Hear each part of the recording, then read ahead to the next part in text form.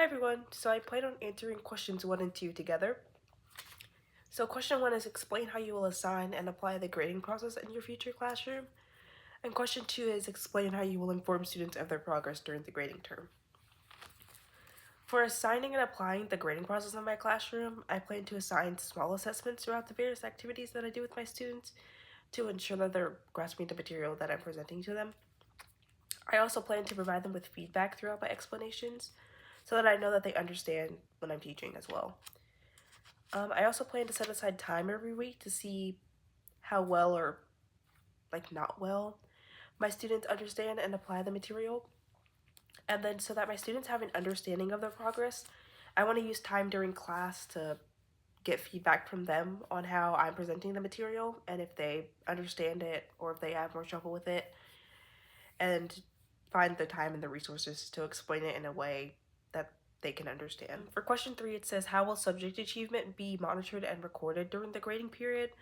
So I plan on monitoring subject achievement during the grading period by creating a baseline level of what my students should be at, and then comparing it to where they actually are in terms of scale.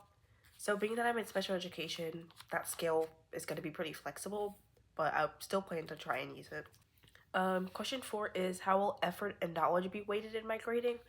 In terms of effort, if I see that a student in my class is putting forth their best efforts and they aren't doing as well school-wise, I don't plan on penalizing them.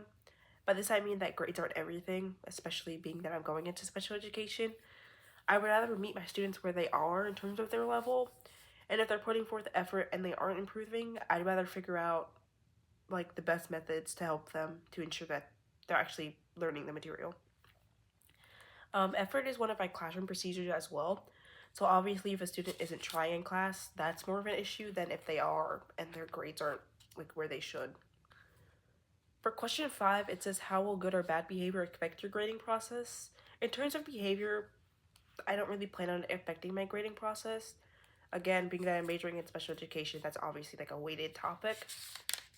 However, I don't think that a student's behavior, in my sense, is going to dictate their academics if they have the tools to properly navigate and understand the weight of their behavior and how it affects their success. I would rather give them the tools to help them understand that than have them be scared that they're going to fail because they had a bad day.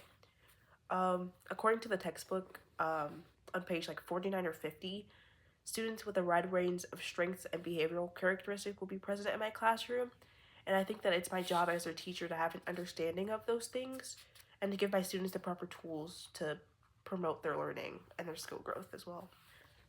And then for my choice question, I chose choice number 4, which is, how could implementing CHAMPS into a learning environment increase student achievement?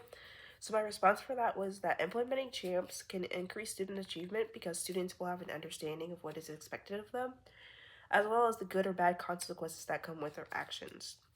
In a way, I think that it encourages them to be more in control of their good behaviors, which then warrants good responses from me, which will make them want to show and do those behaviors more in the classroom. Yeah, that's everything.